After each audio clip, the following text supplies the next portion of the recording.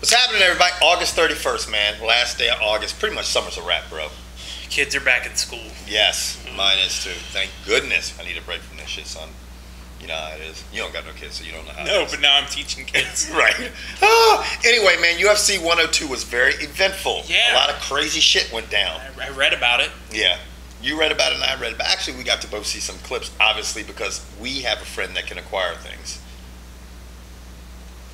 Anyway, starting with the Brandon Vera-Christoph Szynski fight. I was wrong. Right. Yes, I'm right. Just say it, nigga. For one time, just say, Kevin, you were right. Brandon Vera looked very impressive in this fight, Exactly. dominated from opening bell all the way to the end, hence earning him a unanimous decision. Right. So, I mean, I guess he gets to stay in the UFC a little while longer. It looks that way, man. But at 205, who's he going to fight next? I don't know. Yeah, it doesn't matter. Yeah. Nate Marquardt. Okay. Damian Maia. Yes. Marquardt's nasty, man. Yeah, I didn't pick this one either. Yeah, I mean, he, like I said, that mug's like came off the bodybuilding stage. He caught him with that fucking shit. Captain Caveman joint. Bam, man, and Damian Maia was just out cold. And now he's desperately wants to fight Anderson Silva again. Yeah, but he says he'll be patient for a title shot. He says he'll be patient for a title shot. But I tell you what, one thing Marquardt did do was when he knocked this cat out cold, man. If you guys didn't have the opportunity to see it, and he had every opportunity just to fucking rain the hell down. Pound on that. And he just went, and in mid-stroke, he basically stopped because he could see that from his perspective, the guy was out. That was actually very cool. Which is quite shocking to see in today's day and age, but yes. Very respectful. Now, submission of the night. Ooh, almost didn't happen. Now, Jake Rochelle, who we talked about, who had that video out on YouTube, submitted Chris Lieben. Was a good fight until he got submitted. Now, the thing was, it was the only submission for the whole night. Up to that point. Up to that point, and we'll get back to that, okay? Jake Rochelle caught Chris Lieben, who does his typical thing, came out and fought a good fight, fought hard. I mean, that's why he's obviously still in the UFC, because he goes balls out. Yeah. And Rochelle caught him. Now, speaking of getting caught. Yeah, Keith Jardine versus Thiago Silva. Bye. Here's your walking papers. Silva just caught him with he just caught him with, I mean, you're going to expect that with Keith Jardine. His hands are down here. He caught him with the left. Yeah, I mean, they're down. He's all over the place. He throws shit wide, and basically got caught with a left hook. Yeah. Silva said he studied him for a long time, and he caught him. He left the right side of his face open, and he caught him with a left hook, and that put him down. I mean, guys that are going to fight with their hands down like this. I mean, not that I can fuck any of those guys up, but the bottom line is, if your shit is fucking down here, you're leaving your head open, man. I mean, usually you shouldn't have your hands dropping until you've gone 3, 4, 5, 6 rounds and getting hit in your body. That's like fucking elementary shit. Seriously.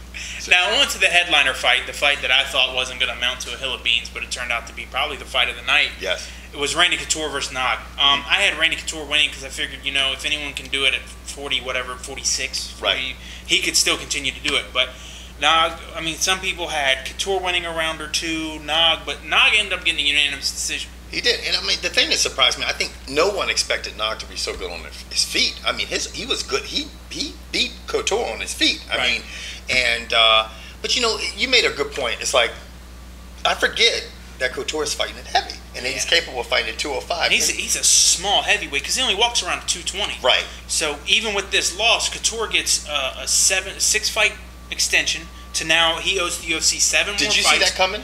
No.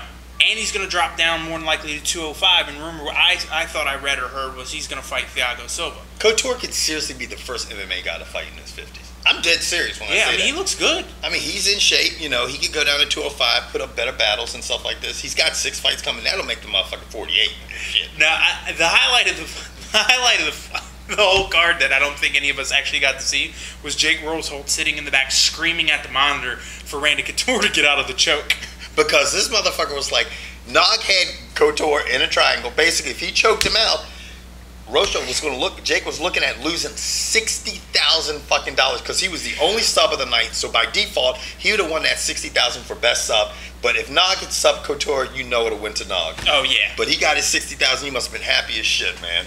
Anyway, more eventful things that happened there. The 6-fight deal that Randy Couture signed. Obviously, Liddell, rumor has it that he was blowing Dana White shit up, saying he wants to fight. Dana White basically pretty much dismissed it and said, after you're dancing, nigga, you can come back to fighting. Now, for all you folks out there who had HDNet fights and tuned in Friday night, you finally got to see King Mo Law fight. Nasty cat. Yeah, I mean, in my opinion, I think he's going to beat the shit out of Rampage Jackson. Now wait, before you start screaming and yelling and telling me Are they supposed to fight? No, but they had an altercation on a bus. About King Mo says, what kind of bus? You should know who I am, and Rampage is like, I don't know who the fuck you is. Did he tell him that he knows he's B.A. Baracus? Because I'm going to be the first motherfucking line to see the A-team. I don't give a fuck what Dana White said. You better be an actor or a fight. Look, man, Rampage Jackson is going to be B.A. Baracus on the A-team, shorty. I'm tuning the fuck in. I will be screaming in the movie. I hope they let him go. George, what bus were they arguing on? I don't know. Was it the bus to Atlantic City? I have no clue. I just know they were doing some kind of promotional event together, and they got into an argument. It could be one of like a drunk bus or a van. Them motherfuckers fun shit. I've been on them before for the Preakness, shorty. Anyway, King Mo came out and dominated an ancient Mark Kerr, but I think we all expected to see that. But he just picked, I mean, what I didn't expect is he shoots in, picks him up in the air, slams him on the ground, pops him 4 times, it's over. Right. Then I find out that King Mo wrestled at Oklahoma. Nasty. Okay, that's not, I mean, that's some serious wrestling. If you're wrestling in the Big 12, man, Division 1, I mean, that is fun. Yeah. You're going to be nasty. So, and then, of course, everyone talks about the exhibition match between Fedor and Gegard Moussaoui, which was interesting to watch, but it's some people call it a fake fight. Did you see it? Yeah, I watched the whole card. He just tapped him out really quick? No, not really quick. About 4 minutes in, got him in an armbar, and Gegard was like, okay. I think the heavyweight division is going to be fucking crazy, especially with this kid fucking, what was his name? Let me look at guy from American Top Team with the 7-second knockout. Yeah, man, with the 7-second knockout. You're seeing guys that are fucking like 260, rope the fuck up, cut his shit, in shape. All these athletes. Todd Duffy knocks his cat out and with a straight right in 7 seconds. 6'3", 251, and homeboy is shredded. And now you're seeing all these NFL players like with Ultimate Fighter. You're going to start seeing a lot of Dana White's making a shot. So he said, hey, we're going to have a good heavyweight. You're going to have to see some athletes. And right. I think the UFC is going to have to adjust. Now moving on. To football, thank God. Everything is happening in an NFL preseason. Wow, man. Brady, actually, my boy's just fucking Albert Hainsworth, big bacon-eating motherfucker, just sacked the fuck out of Tom Brady. How'd Jason Campbell do? Jason Campbell had a really good night. How'd Clinton Portis do? Oh, that's right. He doesn't do preseason. No, because he's smart as shit. Sure. No, he's not smart as shit. It takes him 3 weeks to get adjusted. Okay, this one I'm to game. No, seriously, to game speed. Yeah. He doesn't see game speed. Really? Yes, really. You're going to tell me what did he do first game last year? Game speed, but let me tell you something. Does it matter if you're fucked up? Like the preseason he did, he won't play half the fucking season you anyway. You cannot get to game speed if you're sitting on the bench with the injury. Okay, we'll see. Okay, let's speak to injuries since we're talking about that. Okay, Tom Brady is fucked up. Matt Castle is fucked up. Brett Favre has got a cracked rib. But you know what? It don't matter because all George is talking about is motherfucking game speed, you know? That's not, you're missing my point as usual. Well, what's up with these? I don't give a fuck about They got to get the throwing speed, nigga, because... And they're going to be doing fine. They're not going to be rusty. They're rusty as fuck anyway. Favre hadn't played since last year and looked awful last year. Right. Brady was hurt all year and has to play. Matt Castle should play because nigga's first year playing quarterback. Matt Castle's he's terrible, shorty. No, he's not. We'll see. He plays for a terrible team. No line, a disgruntled tailback. And now they don't have an offensive coordinator. And Herman went, meh. Fuck that team. And now they don't have an offensive coordinator because Chan Gilly just got axed.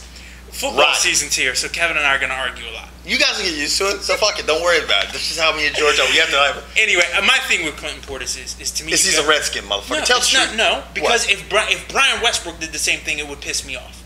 It's like Corey Simon. Corey Simon played his way into shape. I don't agree with that. You're not getting paid. How many times to has play Brian in shape. Westbrook be hurt? All the time. He gets hurt every year. He said if Rich Magic, Andy Reid said, we're going to not play Brian Westbrook a lot, which they haven't been doing. Right, and not a lot, but he needs to play some because what you do in practice is a...